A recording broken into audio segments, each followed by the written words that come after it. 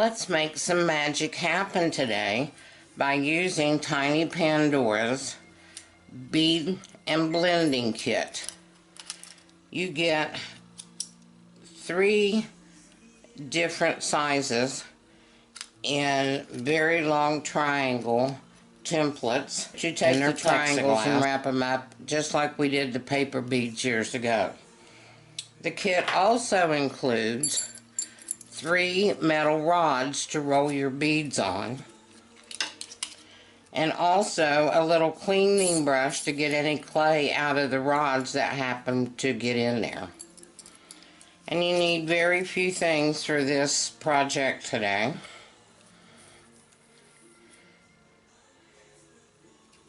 And again, I'm going to do the gold and black beads. And I've lined the sheet up again because I needed a wider sheet to work with. And I want to press these micas in a little bit harder than you would if you were just putting them on your clay. I'm taking one of Tiny Pandora's brushes in the Goldilocks series, and it's a soft brush but a little bit stiff. And I'm generously putting on mica powders so they'll go through the silk screen and the design will be really crisp. So let me get this finished here. I'm just brushing it on with a little bit of pressure, and once I take the silk screen off, I'm going to burnish the mica powders into the clay. Okay, I think that should have it. And I'm gently going to remove my silk screen. I will set it out of the way.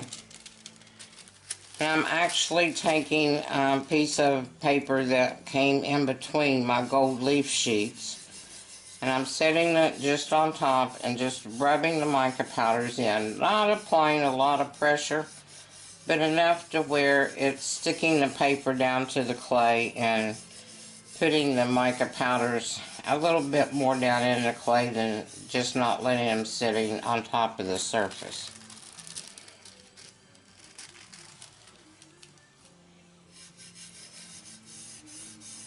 That's finished. And I also have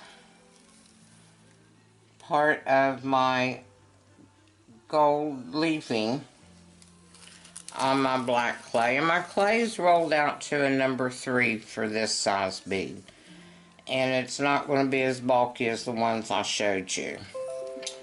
And how I put on my gold leaf is I keep it on the paper, and I put paper and all down on the clay,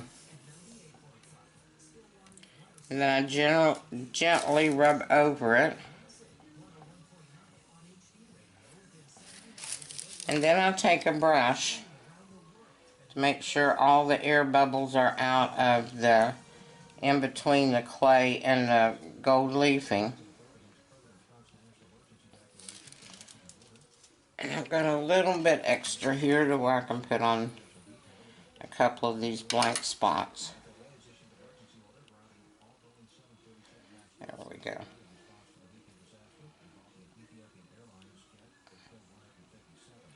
And I probably won't need all of this gold leafing for this project. Okay, on with the beads.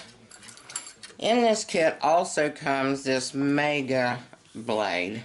It's huge, it's sturdy, and it's going to cut the whole length of your templates in one cut, which is fantastic. So here's your template sizes. And what it basically goes on is the width of the end.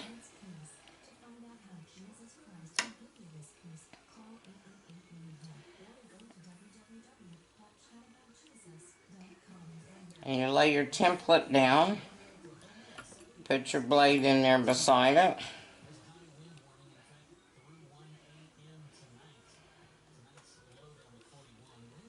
Press your blade down and cut it out.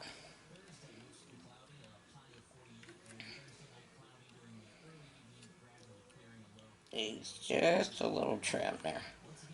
Okay. Now let's use the next size down. This is your medium size. And I'm going to reverse it and start it at this side. And I'm actually going to lay it right up against where I cut the first one out. So I don't have to cut 2 times on this one. I only have to cut once. Lay my blade down again and push.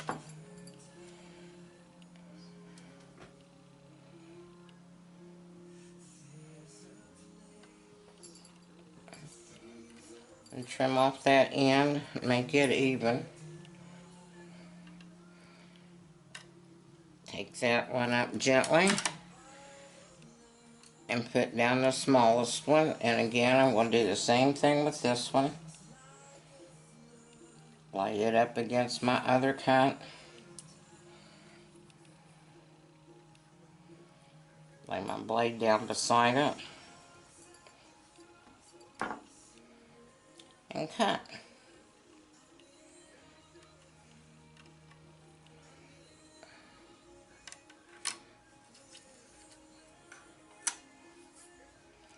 Save your scraps on this.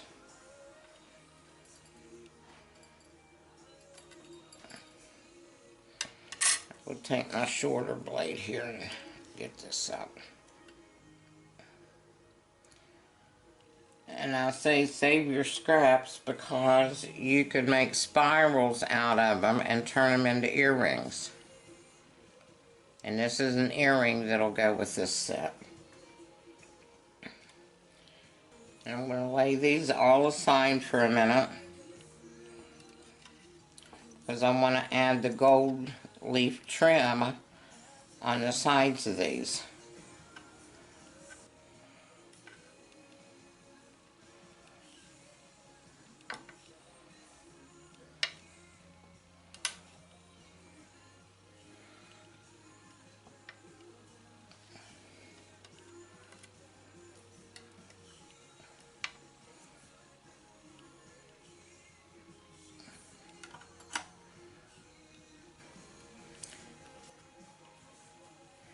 And I'm just going to cut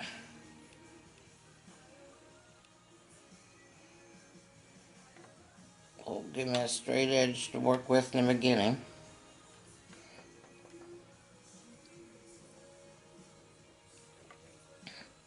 And I'm just going to cut really thin strips.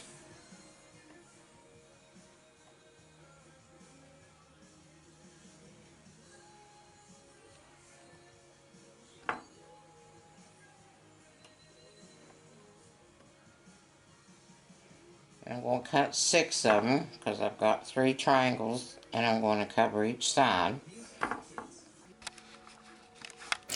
Okay, I have my strips cut, and the way I apply this to the sides is I just take my clay with my gold leafing on it, set it up right beside my triangle, and take my blade and press it on.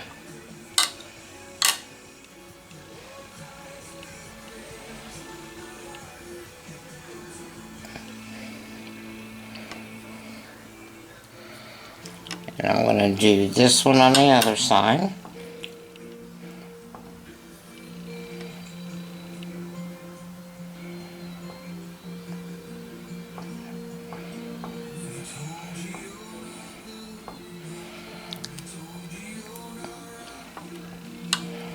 And your gold leafing is going to crack. That's just normal for gold leafing, and that's okay. I'm just going to cut a little bit extra off of this end. And I'm going to bring it around and hook it right there on the other side.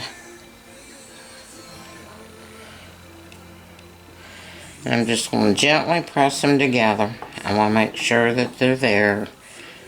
I'm going to stick. And I'm going to lift it up with my blade.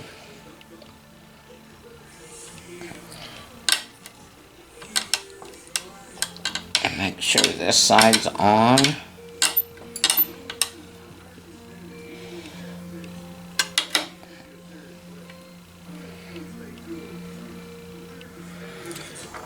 And I will take my metal tube and I'm going to start rolling my clay on my metal tube.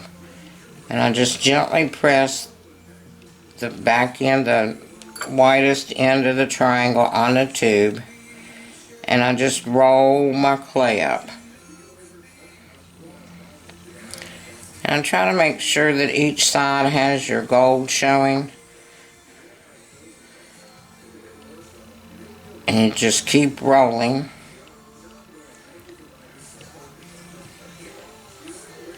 And then make sure that your triangle's in the middle of that tube. And then I gently take it and I move the tube inside and out to make sure that I can get it off of the metal tube easily.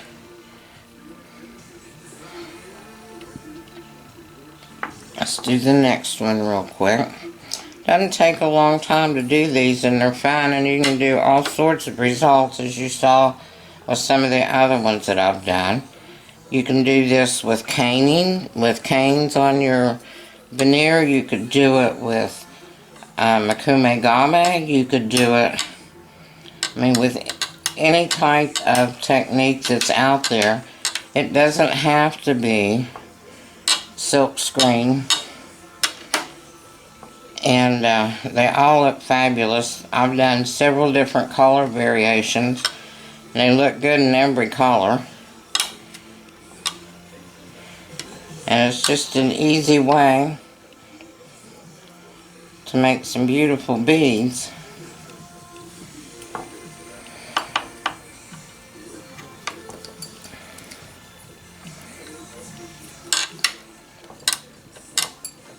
Just make sure it's on there.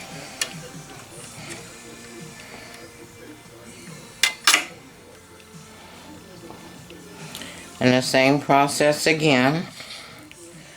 I just put gently the end of that down, and then I roll it. And you can lay it down and roll it if it's easier for you. I was just trying to keep the micas on a little bit better, but since I burnished them on, they're staying on there very well. And another thing to be aware of, your holes in these beads are going to be as thick as this tube is. So when you're planning on stringing these, you've got to either put it on something thick like a suede cord or some type of ribbon or something that will hold, that hole, or either cover up the sides of these holes with something. I covered up some of the sides of mine with fancy bead caps, and I just flattened them out and put them up against these. Real quickly, let me show you how to do one of the spirals. And you can use a straight line on each side, or I'm actually going to use this little triangle. And you just do the same thing, put your end on your rod and just gently take it around and turn your rod at the same time to give a spiral.